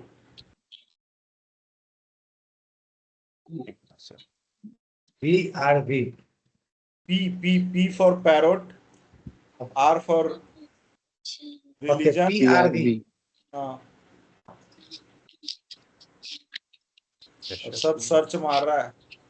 दोनों का चेहरा देखो तो नीचे नहीं हो जा सर, रहा है। मैं नोटबुक नहीं सर, सर्च में आ रहा हूँ, मेरे पास तो एक ही फोन है, दूसरा कॉपी है सर। सर पीआरवी तो नहीं लिखा है क्या? NRV प्रेशर तो सुना था रिलीज, ये। हाँ एनआरवी तो वो प्रेशर होता है रिलीज उसका। वाल्व। हाँ pressure release. Pressure release valve का क्या काम होता है?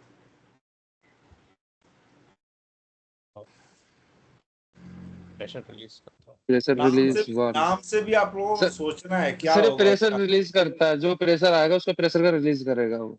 हाँ, अगर जो आपके लाइन हाइड्रेंट लाइन में में जो एक्सेसिव होता है सर। प्रेशर होता है तो आप उससे रिलीज कर सकते हो प्रेशर को। जी। एनआरवी का क्या फुल फॉर्म होता है? यही है PRV। एनआरवी, हाँ जी सर,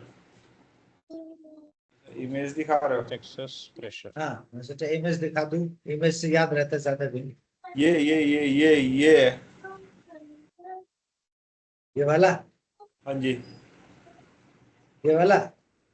नहीं नहीं, ये नहीं है सर, वो प्रेशर रेट सर। ये वाला, ये ये वाला। नहीं, और ऊपर, ऊपर में सर ये जो है ना आपका डायग्राम खुला ये हुआ, ब्लू वाला, ब्लू वाला फर्स्ट सर। वाला। हाँ ये हाँ ये है। हाँ जी। अच्छा, प्रेशर रिलीफ वाल्व पंप। ठीक, क्लियर है।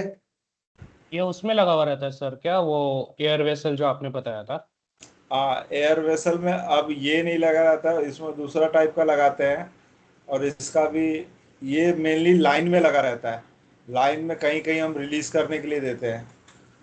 हाइड्रेंट लाइन में लगा रहता है और स्प्रिंकलर लाइन में भी रहता है। जो एयर आ जाता है, मान लो अगर मेरा लाइन चार्ज है, उसमें एयर है, ठीक है, और मेरा पंप बार बार जर्क ले रहा है, जब भी स्टार्ट हो रहा है तो जर्क के साथ स्टार्ट हो रहा है, तो हम क्या करेंगे, थोड़ा सा प्रेशर रिलीज करेंगे, जो एयर होगा वो इसके साथ रिलीज हो जाएगा, जैसे ही वाटर आने लगेगा हम इसको छोड़ देंगे।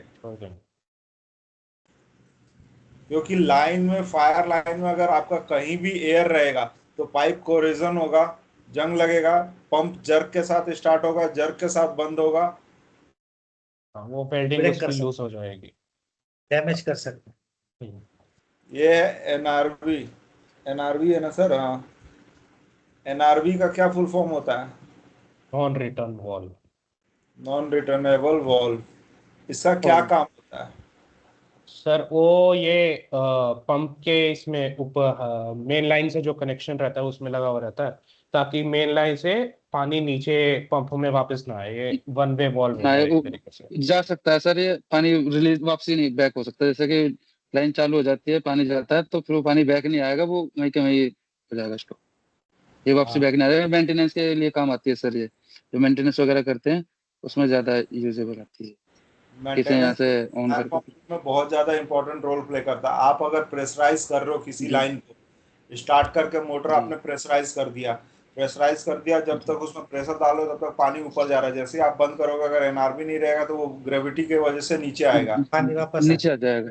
तो फिर क्या जी कहता है, एनआरबी वहीं होल्ड कर दे रहता है। एनआरबी का मतलब होता है वन वे एंट्री होता है, इसमें दूसरे साइड से ये इंटर नहीं करने देगा, ये बंद हो जाता है। इसके अंदर एक फ्लैप होता है, बेलो टाइप, रबर टाइप का ऐसा फ्लैप होगा, और वो जब आप इधर से प्रेशर दोगे तो ये थोड़ा सा उठेगा, पानी जाते रहेगा, और जैसे उधर से प्रेशर आएगा तो ये ऐसे बिल्कुल पैक हो जाएगा। गैस्किट टाइप का अंदर एक फ्लैप होता है। और आपको बता दें कि हमारे वेन में भी NRV है। हमारे जो ब्लड है हमारा, इसलिए वन वन वो फ्लो है, जी। वापस नहीं आता उधर से, इधर से जाता है दूसरे वजह से वापस आता है। रबर ठीक है, वेलो का चलिए। क्या काम होता है?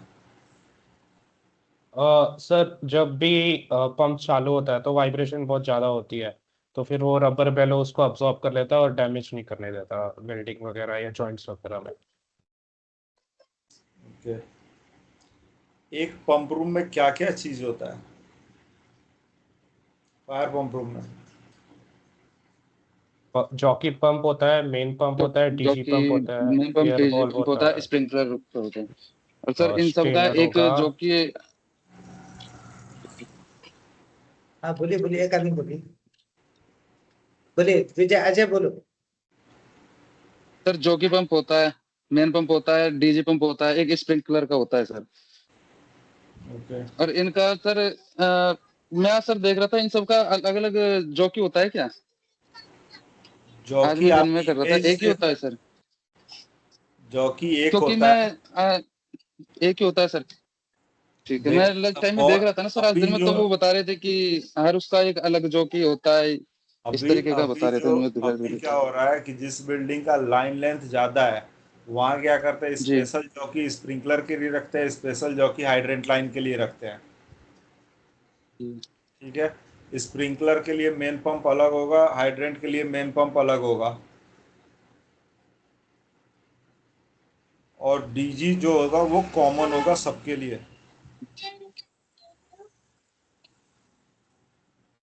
समझ में आ रहा है?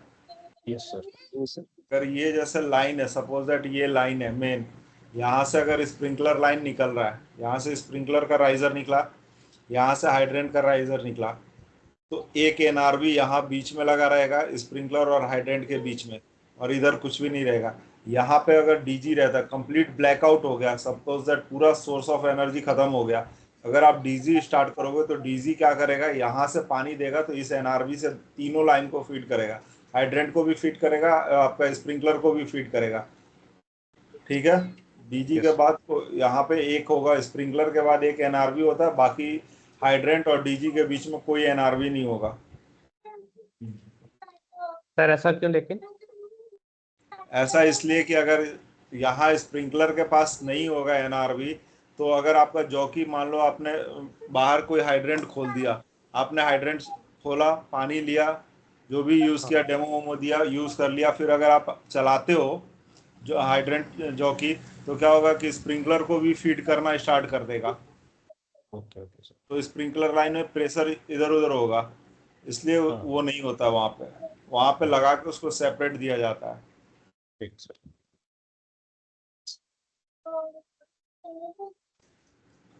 अब ये बताओ मुझे कि क्लास के फायर क्या होता है? ये किचन फायर होता है सर। नहीं सर, क्लास ए सॉलिड फायर होता है, जो कि ए जल नहीं, के के राख हो के जाए जो चीज, के वो सॉलिड के फायर। के के के के के सर किचन फायर होता है, किचन फायर सर, मेरे समझ में ए आया था sir. Kitchen kitchen fire fire में होता है कौन सा सर। फायर एक्सटिंग्विशर यूज होता है? Sir steel body. K type fire extinguisher, steel body ठीक है, जी के टाइप फायर एक्सटिंग्विशर, वो स्टील बॉडी मैंने आपको जानने के लिए बताया था। Steel body. जी के शक्ल टाइप ऐसी है। फायर, के type fire steel body fire. Extinguisher, ठीक है सर, के टाइप। और उसके अंदर कौन सा केमिकल होता है? Wet chemical wet sir. Wet chemical होता है, वो wet food chemical. Grade wet होता है। केमिकल। अभी ये बताओ मुझे, ये डीसीपी और मैप में क्या डिफरेंस है? DCP and map, MAP।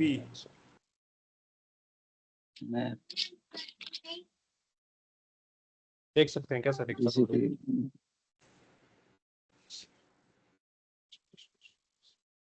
DCP का फुल फॉर्म क्या होता है? हाँ, ड्राई केमिकल पाउडर होता है सर। और MAP होता है वो मोनो अमोनियम फॉस्फेट। हाँ जी, तो दोनों में डिफरेंस क्या है? सर वो इसमें मेल्टिंग पॉइंट कम होता था DCP का, तो उसको बंद कर दिया, उसके जगह फिर मैप को रिप्लेस कर मैप ने रिप्लेस कर दिया DCP को। हाँ जी।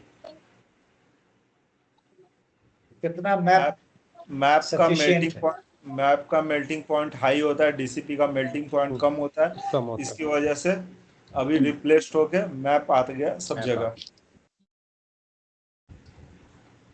इसमें व्हाट भी are the MAP three 10, MAP 50, MAP 90 चलता है market. Three method of fire put off का थ्री मेथड कौन सा है? कौन सा तीन तरीका जिससे हम आग बुझाते हैं? Stagnation, starvation. क्या क्या, फिर से बोलना। स्टारवेशन एक तो होता है, उसको ऑक्सीजन नहीं मिलना। उसके बाद फिर उसका और क्या होता है, वो होता है कि उसके फायर के अराउंड जगह बना देते हैं। वो नाम बोल रहा हूँ मैं, स्टैग्नेशन बोलते हैं उसको शायद शायद। और और आगे बोलते रहिए, कोई बात नहीं। याद नहीं, लास्ट वाला याद। स्टार्वेशन, हाँ, कूलिंग है। And blanketing. Cooling, starvation and smothering. Smothering, जिसको जिसको ब्लैंकेटिंग ऑल्सो। स्मूदरिंग मतलब कवरिंग करना, ब्लैंकेटिंग मतलब कवरिंग करना। हाँ। जैसे आप किसी आग पे ब्लैंकेट डाल देते हो, इस also comes under the smothering, इस comes under the smothering. Fire triangle किसे कहते हैं, क्या होता है? What is a fire triangle? Fire triangle, sir. Heat, fuel, and oxygen. But आज के डेट में टेट्राहाइड्रेट आ गया, केमिकल रिएक्शंस। अब केमिकल रिएक्शन से भी फायर होते हैं, इसीलिए अब जो यूज होता है केमिकल रिएक्शन को भी इसमें इंक्लूड कर दिया है। तो वो तो है ही, ये तीनों चीजों के बाद एक रिएक्शन होगा जिसे हम केमिकल रिएक्शन कहते हैं। दैट इज कॉल्ड टेट्राहाइड्रेट, इसीलिए टेट्राहाइड्रेट में आ गया कि अब 4 हो गए हैं कारण। फायर लगने के कारण हीट सोर्स वगैरह तो है, केमिकल रिएक्शन, इसलिए मेरे स्लाइड में टेट्राहाइड्रेट दिख रहा है। हाँ, आपके स्लाइड में देखा मैंने, टेट्राहाइड्रेट दिखा। हाँ। दूसरा, एक डीसीपी को खाली होने में कितना टाइम लगेगा? सी वो खाली होने मतलब फायर एक्सटिंग्विशर पूरा एम्प्टी होने में हाँ 2 मिनट 120 सेकंड्स। नहीं, या पता नहीं सर। 3 to इसका 4 थ्रोन minutes, क्या sir. रहेगा? क्या थ्रोन कितना मीटर, कितना फुट जाएगा? थ्रो डीसीपी के बता रहे हैं, डीसीपी का बताइए कितना थ्रो है, कितना दूर तक DCP जा का सकता है? ये 3 मीटर 1.5 से 2 मीटर, सर. 2 मीटर, 1.5 से 2. 2 to 3 मीटर है। आइए दिखाते हैं आपको। आइए थोड़ा वो स्लाइड हम पढ़ा देते हैं थोड़ा सा। ये है जी CO2 का, ये रहा, देखिए। आइए देखते हैं। हाँ, ये केमिकल पाउडर है, इसकी जो 5 to 20 फीट इफेक्टिव रेंज है, इसको एम्प्टी होने के लिए सिर्फ 25 सेकेंड चाहिए। ये स्मूदरिंग का काम करता है, बर्निंग मटेरियल।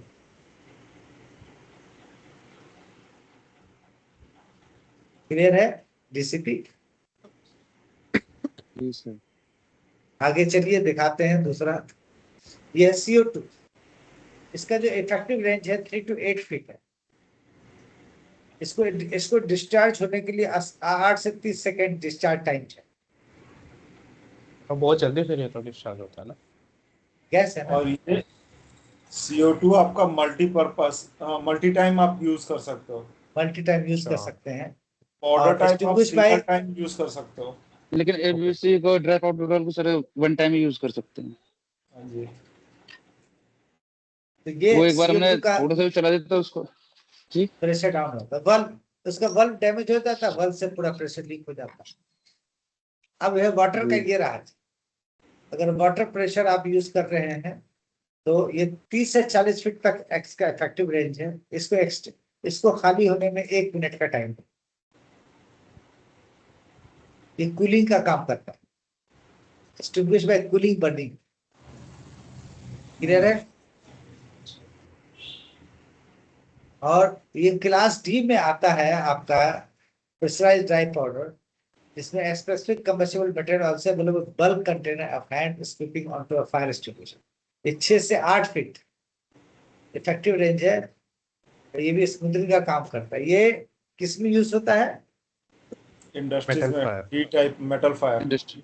Metal fire. ये फोम है, क्या है? पाउडर। पाउडर है पाउडर सर. है, जिसका मैप बता रहे थे अभी जी. कि मैप। जी. Dry powder. और यही है तुम्हारा steel body. Kitchen fire. Kitchen में है. स्टील kitchen बॉडी जो याद करके किचन बैठा है, एक्सटिंग्विशर. Wait chemical. ठीक है, इसमें 1.5 ग्रेड, इसका 40 सेकंड लगता है इसको डिस्चार्ज होने में। ये 10 से 12 फीट मैक्सिमम इफेक्टिव है। ये इलेक्ट्रिक पे भी यूज होता है ये किचन में भी यूज होता है, इलेक्ट्रिक अच्छा। भी यूज होता है किचन में। वेट केमिकल है तो इलेक्ट्रिसिटी कंडक्ट नहीं करेगा क्या फिर यूज करने पे इलेक्ट्रिकल इक्विपमेंट के पास?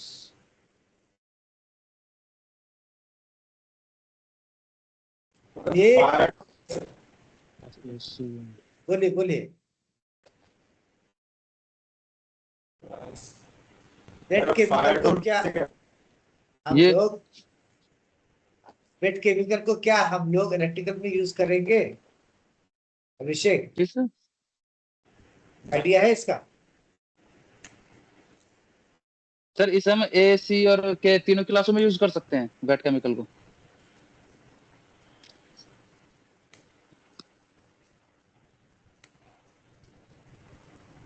एक्चुअली तीनों पे यूज कर सकते हैं वेट केमिकल।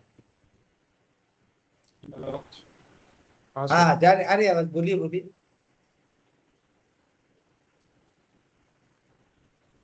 आवाज आ रही है, बोलिए।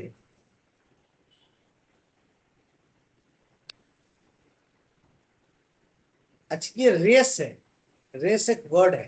Are for rescue, A for alarm, C for contain, E for extinguish. तो ये क्या है? ये अलार्म सिस्टम है ये, फायर अलार्म सिस्टम। अलार्म में क्या है? ये रेस्क्यू क्या है? इसको थोड़ा एक्सप्लेन कर दीजिए तो क्या है ये अभिषेक? जा रही है आवाज? का शायद स्पीकर खराब हो गया।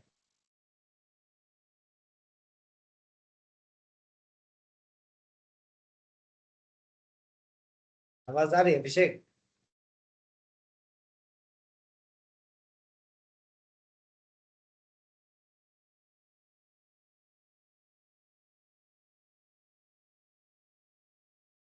हाँ हेलो। हाँ, आ रही है आवाज। तो मेरा ये सवाल था, race alarm contain and extinguish, ये क्या है? रेस जो है आपका, ये एक मेथड है, और ये इन केस ऑफ इमरजेंसी अगर आपको लग रहा है कि आप कॉम्पिटेंट हैं तो आप एक्सटिंग्विश कीजिएगा, रेस अलार्म करिए, साउट करते हुए निकलिए। It is basically to pass the message from one person to another person, यही यूज होता है उस समय। इसलिए कहता है रेस रेस्क्यू, अपने आप को सेव करिए, अलार्म अलार्म बजाइए, कंटेन सेफ लोकेशन पे जाइए, एक्सटिंग्विश अगर है आपके पास कैपेसिटी तो एक्सटिंग्विश करिए, अदरवाइज असेंबली पॉइंट पे। निकलिए। हाँ, असेंबली पॉइंट पे जाइए। फायर डोर किसे कहते हैं? बताइए भैया, फायर डोर किसे कहते हैं? फायर डोर सर जो इमरजेंसी एग्जिट होता है किसी भी प्लेस में रिक्वायर्ड रहता है, वो रेगुलेशन के हिसाब से उसको प्रेजेंट रहना जरूरी है, और फिर वो उसका एक्सेस खाली स्टेयर से होता है। क्यों क्योंकि सर ऐसा जरूरी? हाँ यूटिलिटी, आज के डेट में जितने भी बिल्डिंगों में जाओगे सारे यूटिलिटी रूम का डोर जो होता है फायर डोर होता है। कॉमर्शियल बिल्डिंग की बात कर रहा हूँ मैं, रेसिडेंशियल की नहीं। Okay sir. मिक्सचर में सारे फायर डोर फायर का डोर पर्पस क्या होता है, क्या काम सर होता है फायर डोर? वो फायर के टाइम शायद फायर डोर अनलॉक सर हो जाता है ना वो। फायर डोर नहीं, के फायर फायर को डोर इस तरह बढ़ने नहीं देता। अच्छा। एक बार इसको बोलने तो सर, अजय बता रहा है, बताओ। हाँ बोलो बोलो अजय। सर वो जो फायर डोर होते हैं वो पहले तो बाहर की साइड खुलते हैं, और दूसरा जो आग वगैरह होती है उसको प्रोटेक्ट करते हैं, उसको फैलने से भी थोड़ा उसमें कंट्रोल होता है, और वो एग्जिट के वे के लिए रखे जाते हैं फायर डोर। आज कमर्शियल फायर में डोर ज्यादातर उसे यूज करते हैं क्योंकि वो फायर से। जी बेसिकली फायर डोर का यही काम है कि ये फायर अगर अंदर हुआ है किसी यूटिलिटी रूम में तो ये बाहर तो स्प्रेड नहीं होने देगा, हम्म, और जी अगर बाहर हुआ है, अगर आप इसके अंदर हो तो आप तो सेफ हो। अंदर नहीं आएगा। पहले जो होता था वो 60 मिनट का फायर रेटेड के साथ आता था, अब जो आ रहा है वो 120 मिनट फायर रेटेड है। अब जो भी बिल्डिंग में लग रहे हैं फायर डोर, वो 2 घंटा फायर रेटेड है। 1100 डिग्री सेल्सियस 2 घंटा। 1100 डिग्री सेल्सियस तक उसका टेम्परेचर बर्दाश्त कर सकता है फायर डोर, 2 घंटे तक उसको कुछ नहीं हो, इतने में आपको रेस्क्यू करा दिया जाए। एक स्प्रिंकलर से दूसरे स्प्रिंकलर का डिस्टेंस कितना होना चाहिए? 1.5 मीटर। हाँ 1.5 मीटर। 3 मीटर। 3 मीटर तो वो मतलब गैप हो गया, 3 जैसे मीटर उसका radius स्प्रेड हो हो गया। 1.5 मीटर एक स्प्रिंकलर से दूसरे स्प्रिंकलर का डिस्टेंस होना चाहिए। 1.5। ऑरेंज टाइप फायर एक्सटिंग्विशर का रस्टिंग पॉइंट कितना होता है, टेम्परेचर? ऑरेंज ऑरेंज रेड का तो 65 होता है, ऑरेंज का 58 डिग्रीज होता है। 57 डिग्री और रेड का 68 डिग्री। अच्छा हाँ 57 और 60। और ब्लैक का कितना होता है? ब्लैक का 180 समथिंग वो उसका होता है, 180 डिग्री के ऊपर। 297 297। 247 होता था, इतना ही था ना वली सर? हाँ हाँ, नहीं ब्लैक का नहीं बताया था सर, शायद खाली 250 का उसमें था, जो। 250, अच्छा ठीक है। 250 ब्लैक सेंटीग्रेड। का आप जो बता रहे हो वो पर्पल का है 250 तो।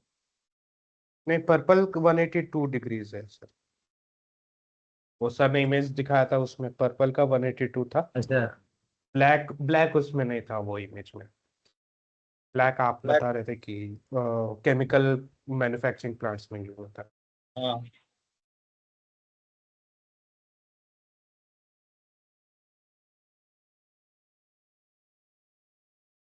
ये ब्लैक वाला एड्रेसेबल और कन्वेंशनल में क्या अंतर है? Sir address. एड्रेसेबल जो है वो विद एड्रेस के साथ प्रॉपर बताता था कि भाई इस जगह फायर लगाए, उसमें प्रॉपर एड्रेस वगैरह मेंशन हो जाता है। और जो कन्वेंशनल होता है सर, एक जोन को कवर करता है वो।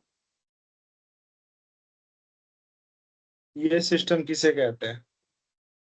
कौन सा सिस्टम सर? जी। ये वो पब्लिक अनाउंसमेंट। हाँ पब्लिक अनाउंसमेंट। जो आपका बजता है ना, आपका अनाउंस करके इवैक्यूएट कराते हो या बजता है, आपातकालीन स्थिति हो गई है, कृपया बिल्डिंग को खाली करें, there is an emergency please evacuate the building, उसको बोलते हैं पीए सिस्टम।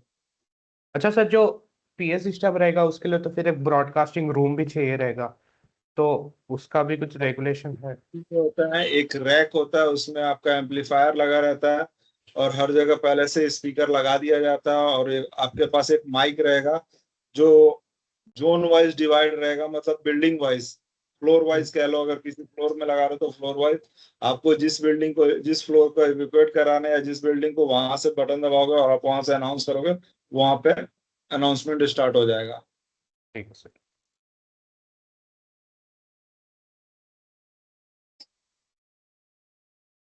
एक बिल्डिंग में है, अगर मेरी 60 मीटर की बिल्डिंग है, मुझे कितना प्रेशर मेंटेन करना होगा फायर पंप रूम में? 9.5। 9.5। 60 मीटर है तो वो वर्टिकल ड्रॉप 6 होगा और रूफ टॉप का 3.5। अजय जी सर। बता नहीं रहा तुम आंसर? भाई नहीं बता दिया पहले ही मेरे से पहले। मैंने बता दिया तो वो सुन रहा है क्वेश्चन, या तो उसको पता था, जी। या तो सुन नहीं रहा है, या तो तुम्हें पता नहीं है, दो ही आंसर होता है ना। ऐसे से। लिख ले इसको भाई। फायर ब्लैंकेट का क्या यूज होता है? What is the use of fire blanket? Fire blanket sir जैसे आग लग जाती है तो उसे कवर करने के लिए फायर ब्लैंकेट का यूज करते हैं, जिससे कि आग बाहर ना फैले, वो आग को वहीं के वहीं उसके ऑक्सीजन को कट कर दे। What is the material inside the fire blanket? Fire blanket के अंदर कौन सा मटेरियल यूज होता है? फायर रेजिस्टेंट लेदर वो यूज होता है क्या?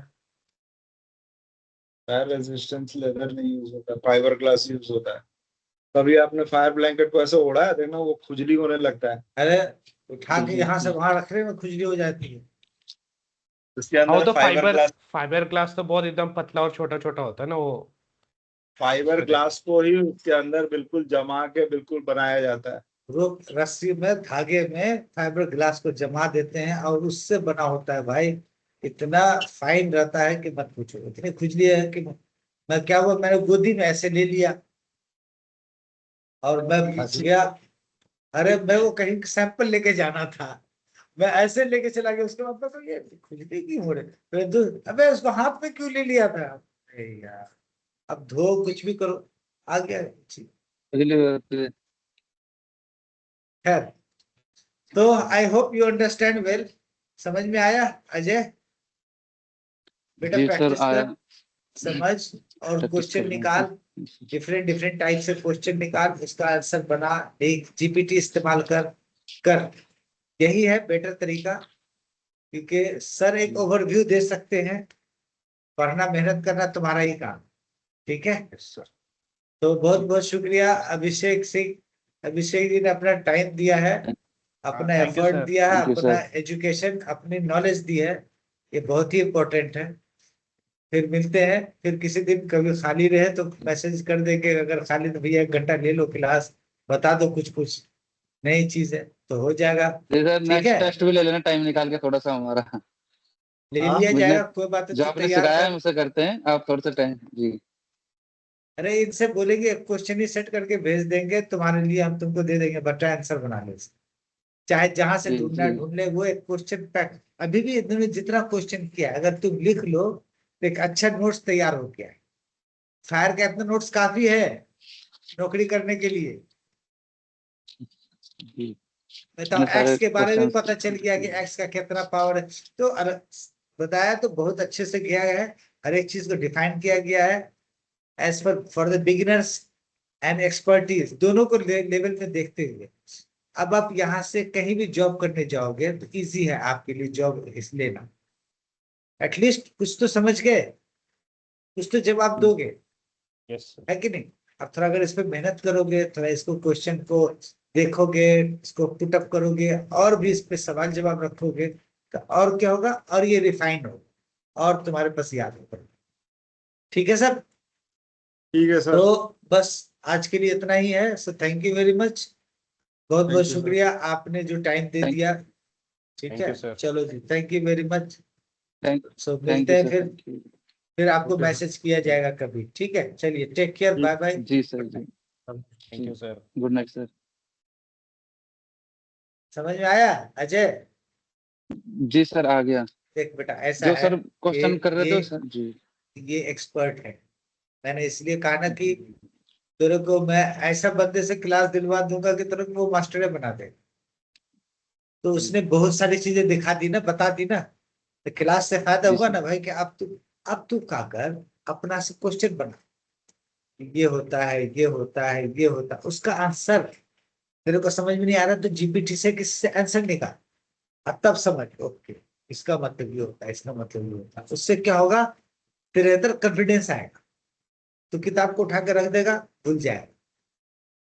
है ना भाई? कितने साल में डीसीपी कितने साल में एक्सपायर हो जाता है, यही सब मेन मेन चीज देखने का होता है जब तू कहीं नौकरी करने जाएगा।